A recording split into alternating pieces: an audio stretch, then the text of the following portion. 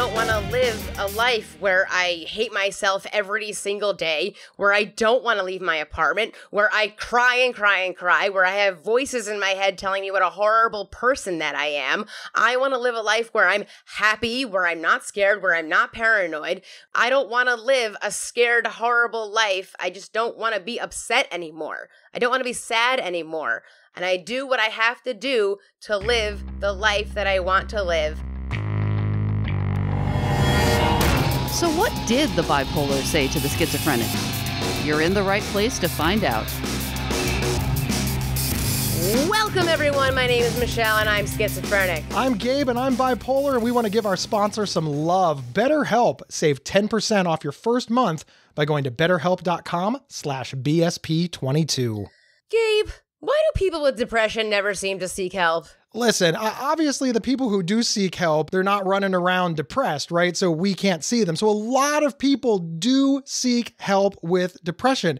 But I think a great many people don't seek help because in their mind, they should be able to handle it by themselves, which honestly is kind of stupid.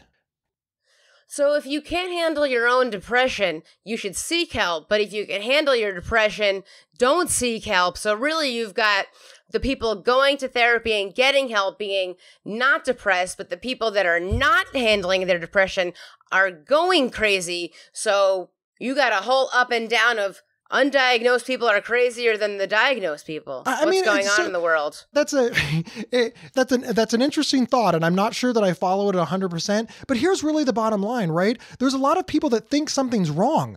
In their heart, they're lying awake at night and they think they're going crazy. They know that something is bad is happening. They know that they don't like the way that they feel.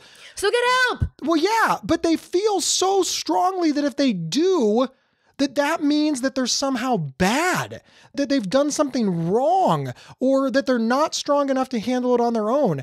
And we've got to dispel people of this notion immediately, because you want to live your best life, get help for the things that are bothering you. Because that is stigma. They are stigmatizing themselves. If I go get help, there's something wrong with me. Stigmatizing yourself. If I go to a therapist, stigmatizing therapy. If I take psych meds, stigmatizing psych meds. Why are we stigmatizing everything that can actually help people? Exactly. And listen, whenever we talk about stigma, I think stigma is one of those overused words. I really do. I think it's like person first language. Everybody's like, I reduce stigma. Yeah, you spent a lot of money and you didn't do shit. But let's talk about self-stigma.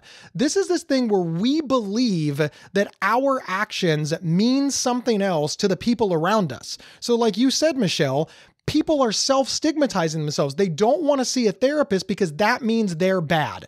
Okay, who decided that you're bad? Did you decide that you're bad? Because if you're running around thinking that you're bad, yeah, that's something that you should probably discuss in therapy. But what about if you're thinking that everybody else thinks you're bad? Really? You think the whole world is paying attention to you? Wow, that's probably something that you should discuss in therapy as well. And you know what? I bet if you told 5 people that you're in therapy, 3 people would say they've gone to therapy. Yeah, therapy is such a regular part of many people's lives, and it's not like an everyday thing forever. Oh, Michelle, therapy is so common. I don't get it. Some people think that depression is when you're sad, when you have nothing to be sad about. That's not correct. I mean, it kind of is. I mean, depression is being sad when you have nothing to be sad about. I mean, that's an analogy, right? But when you have something to be sad about and you're sad about it, are you not depressed? Is that regular sadness? I mean, it could be. First and foremost, like, I think the word depression is kind of one of those words that just means too many things. It's become like bad, right? Like, oh my God, that shirt is bad, Michelle. Now, am I complimenting your shirt or am I insulting it? You're not sure, right? The biggest problem is education of what depression really is. Has it changed from when I was younger to what it is now from when I was in high school? Because I remember learning that depression was when you're sad for 2 weeks or more. It's fascinating that you had any sort of mental health education whatsoever in your high school. You must have went to like a really good high school because most people don't even cover it. Tell me you don't know somebody maybe in high school or had friends in high school or knew so many high school students that were sad for possibly 2 weeks or more. It's high school. And it's miserable. It is high school. And also, how do you factor in like grief? Let's say, Michelle, that tomorrow I die. I'd like to believe that you are going to be sad, depressed, or down for longer than 2 weeks at the death of your good friend, right? Does that mean that you now have major depression? No. That's why it's confusing to learn about depression. It is very confusing to learn about depression. Do they still teach you 2 weeks or more? Because that made no sense to me. I didn't understand it. I was sad all the time. Therefore, I didn't know the difference between not depressed and depressed because I always was depressed. First and foremost, who cares? Let's just throw all of that out the window. Is your mood, notice I didn't say depression, mood, is your behavior, your mood, your outlook, your emotion causing you trouble? Is your mood causing you trouble? Because if it is, you should get help. See, most people just, they're trying to figure out what the hell's wrong with them. You don't have to figure it out. Go to a damn doctor. People don't want to go to doctors. They don't want to go to doctors because they think it makes them crazy. They think it makes them Gabe and Michelle. They think it makes them whack jobs. And it just, one, really, like, evaluate your stance on this. I don't want to be crazy, therefore I'm going to get no help and that'll make it better. That's just, it's nuts, right? It's just nuts. But two, why are you worried about what other people think? You're miserable. You're doing nothing about it, but you've declared that what? Michelle, that's what gets me the most. Could you imagine somebody like, my car won't start, but I don't want to own a bad car, so I'm not going to fix the car. Look, you own a bad car, all right? Refusing to take it to the mechanic does not suddenly make the car good. I just don't understand why people don't want help. Like, there's a problem, fix the problem. But what? Oh, stigma. Like 1 in 4 people have a mental illness. 1 in 4. Well, first off, it's 1 in 5. I love correcting you. It's my favorite thing to do. No, but I've been told it's 1 in 4. There's differences. Yeah, but you've been told by people who are wrong. No. New York City, we have the 1 in 4 5K. Yeah, and they are wrong. This is one of those things that just persists no matter what I do. There are major mental health charities right now screaming 1 in 4, 1 in 4, 1 in 4. First off, it's 1 in 5. There's never been a 1 in 4 study. Whatever. Okay, I don't even care. No. I'm not correcting you. I'm correcting society. You quoted the right stat. It's not Michelle's fault. The people who have been given millions of dollars by our government to educate you are educating you wrong. They've been called out on it numerous times and they don't care. First off, it's 1 in 5, and the stat is even more incorrect than the numbers. These mental health charities love to say 1 in 4 people have a mental illness. That's not true. That's patently false. It's 1 in 5 people in a given year will experience a mental health challenge. It doesn't mean that they have a mental, that would mean, look at me, Michelle. That would mean that 25% of the world lived with bipolar, schizophrenia, experienced psychosis. Do you believe that 25% of America lives with the same things that you and I live with? That's millions of people. Right, that'd be insane. It's more than million. It's about 100 million people. There's 380 million people in America. Do you believe, Michelle, that 90 million people are living with bipolar, schizophrenia, major depression, experienced psychosis? Oh my God, no. We're all crazy. Yeah, the whole world would be nuts. The world is nuts. It would explain some of our political choices over the past 5 years, but moving that along, it's 1 in 5 people will experience a mental health challenge. And Michelle, you are right. This is very, very important, because just because you have a mental health challenge doesn't mean that you're mentally ill. Like, just because you have the flu or a cold doesn't mean that you have a terminal illness or that you're physically ill for the rest of your life. It just means that you have something that's causing you a problem. And here's where I want to enter. This is where I want to enter, Michelle. Very important. Shit. When people have like the flu or the cold or a rash or whatever, they go to the doctor. They go to the doctor and they're like, hey, something's bothering me physically and I want help with it. But for some reason, when people have a mental health challenge, they won't go to the doctor. Why? Sometimes things are so cultural, you know? I like to say that like almost everybody goes to therapy. Just talking to anyone, I go to therapy, I go to therapy. I had an Asian friend who was dealing with alcoholism and depression, and she's telling me, I think I'm going to have to go see a therapist. And I'm just going, everyone sees a therapist. You're saying it like it's not like a thing people do.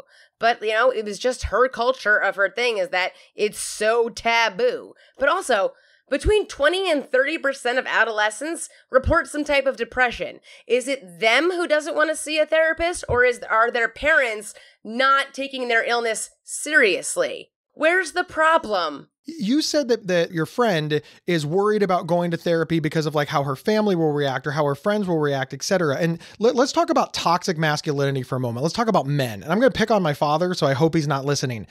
My dad saw a therapist and didn't tell anybody. He didn't tell he told my mom, obviously, but his friends, family, and his children, me, didn't know.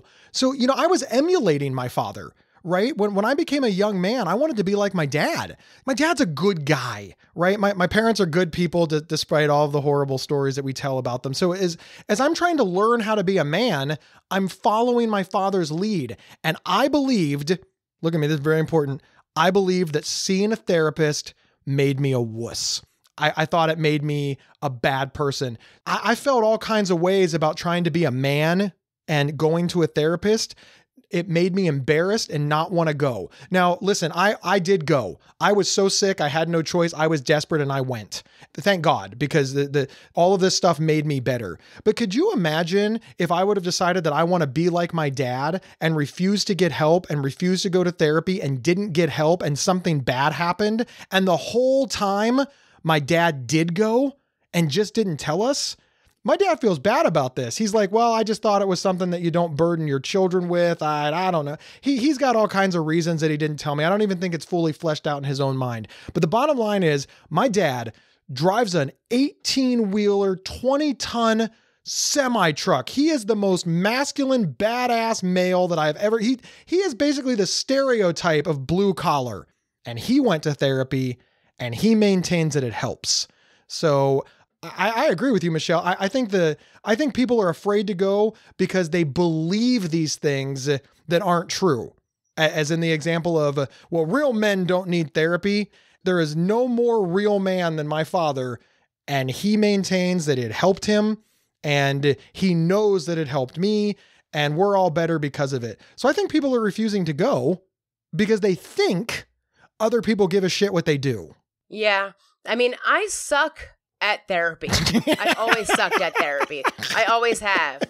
Like, even in high school, like, my mom would give me these ultimatums that I had to go. And one day she was like, I don't care what you're doing after school today. You come home, you get in that car. I don't want to hear everything. And we're going to therapy. So you know what I did, Gabe? This was the worst thing I've ever done, I think. No, that one's a lie. If this is two truths and a lie, this one's a lie. I know what the worst thing you've ever done is. I got home.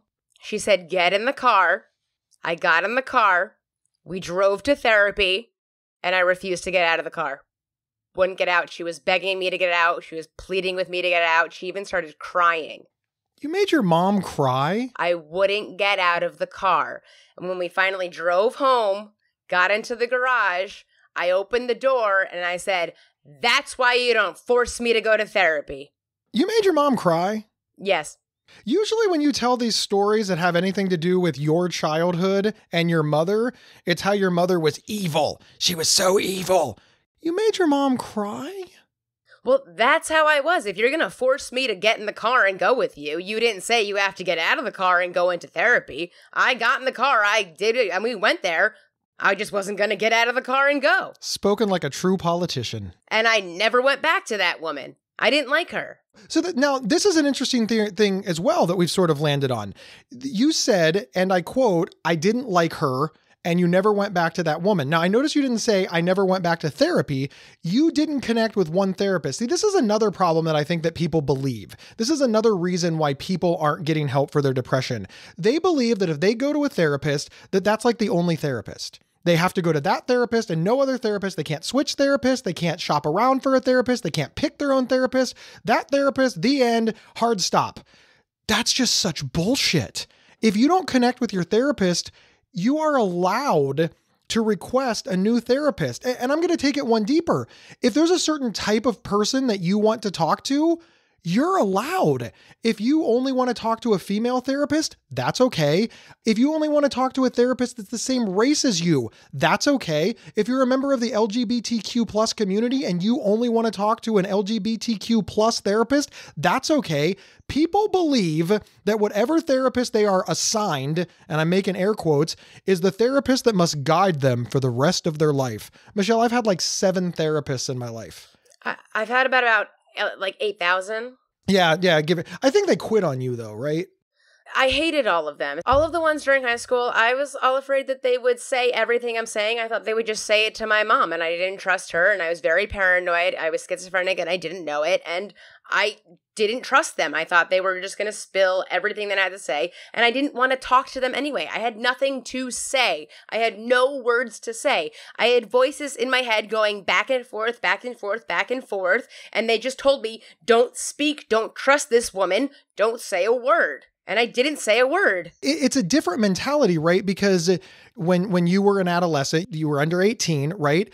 You lacked, what's the word I'm looking for here? You lacked like autonomy. Insight. You lacked power. Well, yeah, you also lacked insight, but you didn't have the control, right? Your mom had the control. So that's like really tough, right? Because you didn't know if you could trust your therapist because you didn't know if the therapist worked for you or if the therapist worked for your mom. Because always they say, everything is between me and you unless you're thinking of hurting yourself or somebody else. And I was suicidal the entire time, so I said nothing. Yeah, that's such a sticky wicket. That's the only phrase that I can think of, because obviously if a teenager tells you that they are suicidal, you can't say, oh, well, I'm going to keep your confidence and not tell anybody. But exactly. So you say nothing then. You say nothing because you don't want to tell anyone, because what's going to happen? You're going to get sent away or something, or even more big things are going to happen, when the whole thing is you don't want to talk to anyone. So why would you say something which would go red alert to everyone around you? What would you have preferred that they did? Because Michelle, listen, come on, you have schizophrenia. You were in desperate need of help. Desperate. If your mom would have done nothing, you would probably be dead. I mean, seriously, I'm not trying to be dramatic here, but I know that you're mad at your mom for many of the things that she did, and I understand that it's very traumatic, but if your mom would have done nothing, you recognize that you would have been an untreated schizophrenic receiving 0 help and 0 oversight, left to your own devices to do whatever you wanted. Have you ever heard about that turning out well? Nope. So you're pissed at your mom for helping, but you do recognize that if she hadn't helped, you'd probably be dead. Yes. And you also recognize that as sick as you were, and as young as you were, and as inexperienced as you were, and I still go back to as sick as you were, that you obviously couldn't have helped yourself. What were you going to do? Make your own appointment? Did you even know what health insurance was when you were 15? No. So you were going to make your own appointment with your own specialist? We were talking about adults earlier, 30, 40, 50-year-olds that can't make their own appointment with mental health providers, and you think you were going to help yourself? Michelle, what's the solution? What did you want to happen? I don't know. That's why I find it amazing when I hear stories about people with mental illnesses that got help for themselves without their family helping them. And I always say, how did you do that for yourself? That is just amazing to me, because it was so forced upon me. And until I realized and got insight into myself, I was like, whoa, it is me with the problem. But up till then, I was fighting everyone constantly. And I was showing symptoms to everybody. I had like my best friend in high school. We were at a pizza place and she loved to bring up the time that I looked at the wall and smiled and laughed at somebody that wasn't there. Hello, there's a symptom right there. She was always cracking up about it. But we didn't know what it was. Nobody knew what it was. But there it was right there. And see, that's problematic as well, because you and your friend recognize, let's not even talk about you because, yeah, we know what's wrong with you. Let's talk about your friend. I'm assuming that your friend is of sound mind, right? She is not. Yes. Right. So your friend knew something was wrong, but because of her age, because of her misunderstanding, because of her inexperience, she didn't know what to do for you and therefore did nothing. I just say this because I know that the younger generation listens to this podcast and they're thinking to themselves, well, my friends aren't worried. Yeah, your friends don't know to be worried yet. Toddlers aren't scared to touch the oven because they don't know to be scared yet. She wasn't worried at all. She thought it was funny. She thought it was a joke. She thought it was funny. Right. She thought all the things I said were funny when we would hang out and I would do weird things. Or she'd be like, who the hell are you talking to right now? You're so funny. You do the funniest things all the time. And it was just my quirks. Yeah, it was They never quirky. thought it was a mental illness, except for that is one of the people that I called from the psych ward. I just texted her and I said, call me on this number right now, for the payphone. And I pick up, she goes, what's going on? What is this number? And I was like, I'm in a psych ward right now. She's like, what? Why?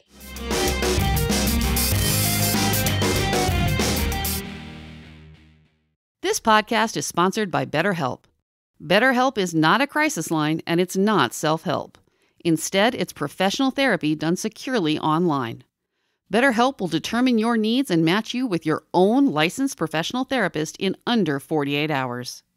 You'll get timely and thoughtful responses, plus you can schedule weekly video or phone sessions, so you won't ever have to sit in an uncomfortable waiting room, as with traditional therapy. Visit BetterHelp.com/BSP22 and get 10% off your first month. Join the over 2 million people who have taken charge of their mental health. That's BetterHelp, H-E-L-P. Go to BetterHelp.com/BSP22. And we're back talking about why people don't want to seek help for depression. I'm still stuck, though, on the fact that when you were in the psych ward, you texted somebody, because when I was in the psych ward, texting had not yet been invented. Oh, no, I would ask for my phone because I would say, oh, I need to look up a phone number in my phone because you were not to have phones. And then I would text people, say, call this number ASAP, call this number ASAP. And then I would get phone calls on the payphone. I'm still stuck on the fact that texting was invented when you went to the psych ward. On a flip phone. There was no texting yet when I went to the psych ward. What year was that? 2007. I hate you so much right now. I hate you.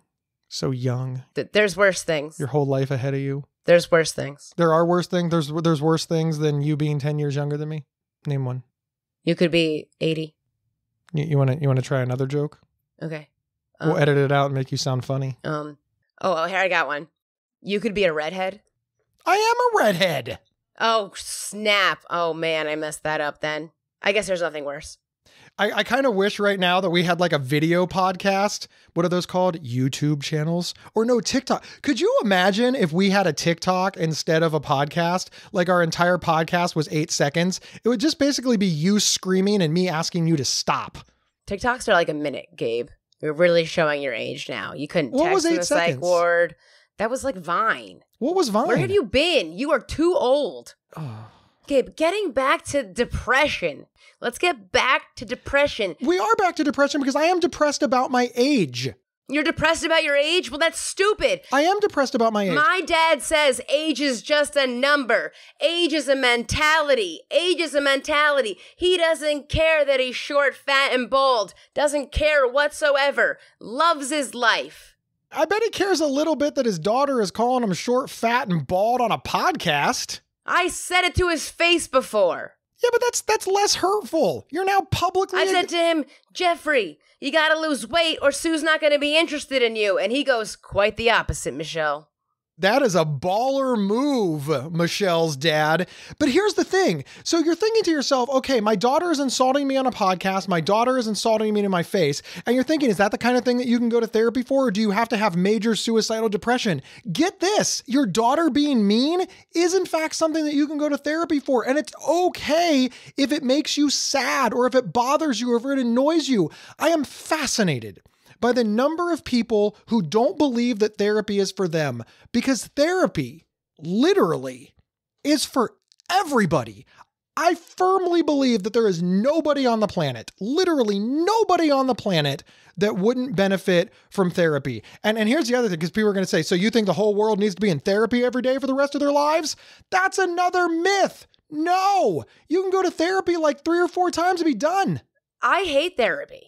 Of course you hate therapy. You hate everything, though. I hate all therapy. How can we have a podcast on the benefits of therapy when you hate it? We're not having a podcast on the benefits of therapy. We're having a podcast on mental illness and depression and why people with depression don't get help. Okay, so what kind of help would you recommend that they get if they don't get therapy? Well, because as you know, the number one treatment for depression is therapy. Well, if you're depressed, get some therapy, but then you move on to a psychiatrist, which I'm totally for psychiatrists because I'm down with taking meds, which a lot of people are not down with. I know that you are not a fan of therapy, Michelle. And listen, you have to choose your own adventure. That's the great thing. But I think you are misremembering because you have some very good coping skills. And I refuse to believe that you learned those coping skills by yourself. All right. And I know that psychiatry just manages your meds. So somebody along the way taught you those coping skills, whether it was group therapy, whether it was one-on-one therapy. I don't know, but I sincerely believe, and I know you're going to argue with me, I sincerely believe that as much as you hate therapy, you have benefited from it.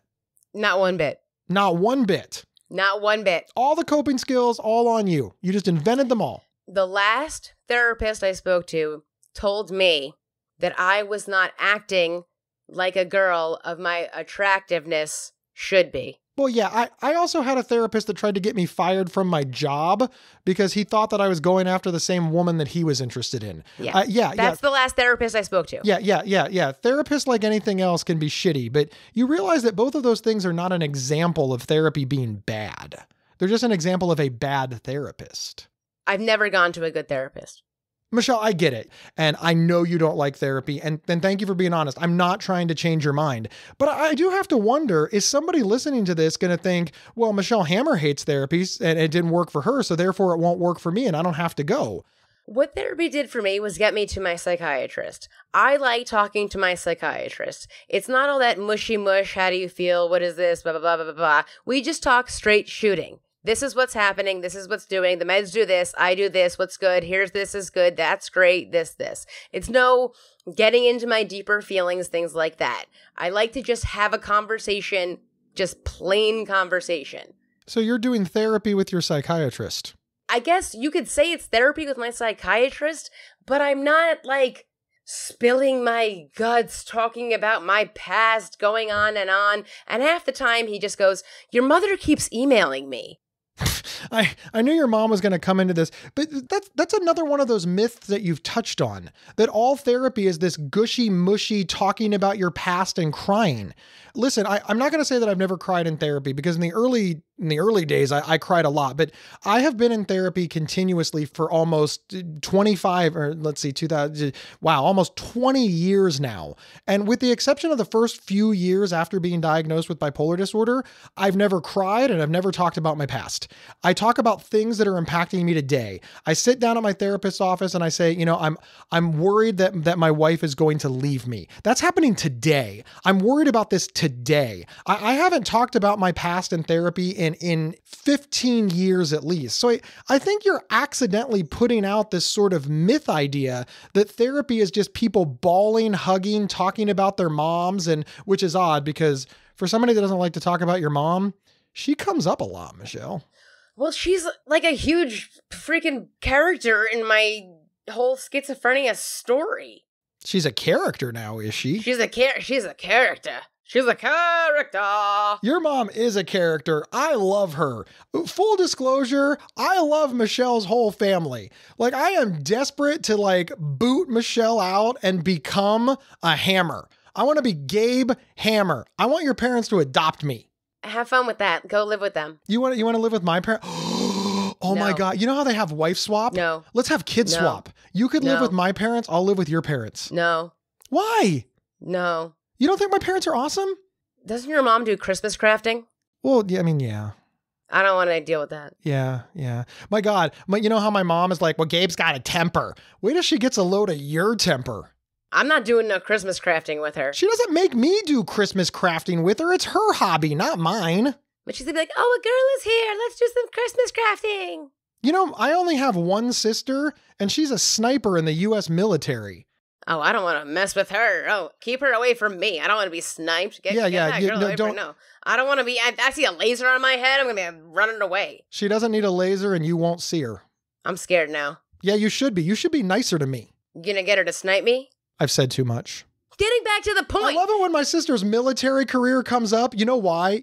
Because I always get an email or a text message like, hey, I'm not a sniper. You know that, right? I was I did 2 tours in Iraq, but I was never a sniper. Like, why do you think I was a sniper? And you're thinking, why do you like it when she corrects you? Because I never know if any member of my family is listening to my podcasts until they email criticism. Like, whenever they disagree with something, I get tons of text messages, emails, and phone calls. But whenever they agree with me, nothing. Do you remember how my mom stopped listening to the podcast? Yeah, because you made her mad and hurt her feelings. Yeah. Mm-hmm. I know you've got family dynamics, but your mother was hurt by what you said. And that is something that you can go to therapy for. People believe, for whatever reason, that the only reason that you can get help for your depression is if you have like severe depression, if you're suicidal, if you can't work. Look, this is literal nonsense. It's like only going to the doctor if you have terminal cancer. No, you can go to the doctor if your nose is running. You can go to the doctor if you have an earache. You can go to the doctor if you've got a little bit of pain in your left hand and only after cooking for 8 hours. Why does everybody believe that with mental health, you can only seek help after a crisis? This is how we get to the crises, people. This is how. Because all of the warning signs we ignore until the next thing you know, you're standing in a convenience store throwing canned goods at a dragon. I would love to see that happen. That's pretty funny. But you are correct about that. People just wait until there's a crisis. But is it a crisis, or are you begging for help? Well, exactly. It's fascinating how the world sees it. The world sees it as a crisis. It's a problem. There is a crazy guy throwing cans at the soda machine. But to that person, he's terrified. They are scared. Let's not even talk about how people are just like, I don't need psych meds. Oh, I'm not crazy. I don't need psych meds. That person's on psych meds because they're crazy, but I don't need them because I'm not crazy. Or I took a psych med one time and it was terrible and I'll never take a psych med again. That argument is just so annoying to me. It's kind of like the same argument where people say that therapy is stupid and they don't need it. No, the argument is stupid is because they might take like one antidepressant, it doesn't go well, and they'll say they'll never take another antidepressant. Say you have a headache, right? You might take Tylenol. Oh, the Tylenol didn't work. I'll never take any painkiller again.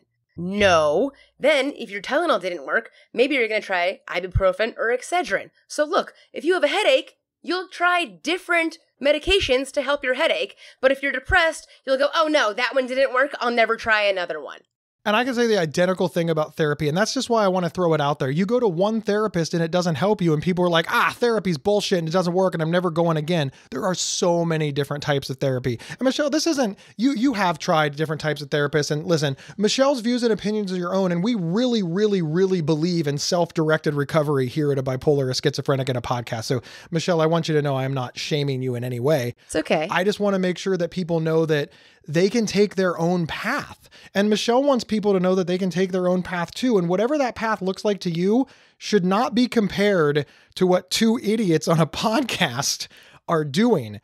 The number one treatment for mental health issues is the one that works for you. Don't be afraid to try different methods. And when one method doesn't work, that's fine. Listen, that's fine. Like Michelle said, if one headache medication didn't work, you wouldn't be like, nope. All headache medication is bullshit, and I ain't taking it anymore. They're just pushing shit on me. That's just so dumb. Come on, man. Try something different. Try something else. Be better.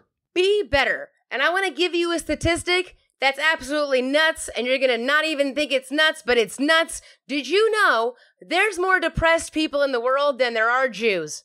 Is that true? True it is. A lot of times, people bring it up to me at my pop-up shop that only 1% of people are schizophrenic. People love to bring that up, only 1%. And my response always is, 0.2% of the world is Jewish. And this is New York City. There's Jews everywhere. So if you're going to say 1% of the world is schizophrenic, I need to point out that 0.2% of the world is Jewish. Look around you. Michelle, as per usual, we're running out of time and people are giving us the evil eye. But you said something in our pre-meeting for this show that I want to make sure that we get to. And you said, listen, I want to tell the audience why I choose not to suffer anymore. I choose not to suffer anymore because I don't want to live a life where I hate myself every single day, where I'm scared to get out of bed, where I don't want to leave my apartment, where I cry and cry and cry, where I have voices in my head telling me what a horrible person that I am. I want to live a life where I'm happy, where I'm not scared, where I'm not paranoid, where I can live a happy life, have relationships with people, with friends, with partners, with work people, everything. I don't want to live a scared, horrible life. I just don't want to be upset anymore. I don't want to be sad anymore. And I do what I have to do to live the life that I want to live. Michelle, I agree with you 100%. And hey, how often does that happen? You have been listening to A Bipolar, a Schizophrenic, and a Podcast. Wherever you downloaded this episode, please subscribe or follow. It's absolutely free. And hey, can you do Gabe and Michelle a solid and tell someone about this show? It's how we grow. Word of mouth, social media, text message, it all works. Just please share the show, and I would be a damn fool if I didn't tell you about my book, Mental Illness is an Asshole and Other Observations. It's obviously over on Amazon, or you can go to GabeHoward.com and get a signed copy with free swag. Even better than that, if you're interested in the first clothing line started by a schizophrenic New Yorker, go to my online store at Schizophrenic.NYC. Michelle and I both travel nationally as speakers. You can find out more information about that on our respective websites. And listen, I gotta give some love to our sponsor. Do you want to save 10% on your first month of online therapy? Just check out BetterHelp. Go to betterhelp.com/BSP22. We'll see everybody next week. Get help! You've been listening to A Bipolar, a Schizophrenic, and a Podcast, Season 2. Previous episodes can be found on your favorite podcast player or by visiting thisemotionallife.org/BSP. Have comments or show ideas? Hit up the show at bsp@thisemotionallife.org. Gabe and Michelle are not medical professionals. This podcast is not a substitute for medical advice and is for entertainment purposes only. If you need help, please call your doctor, emergency services, the National Suicide Hotline at 1-800-273-8255, or text HOME, HOME, to 741-741. Thank you for listening.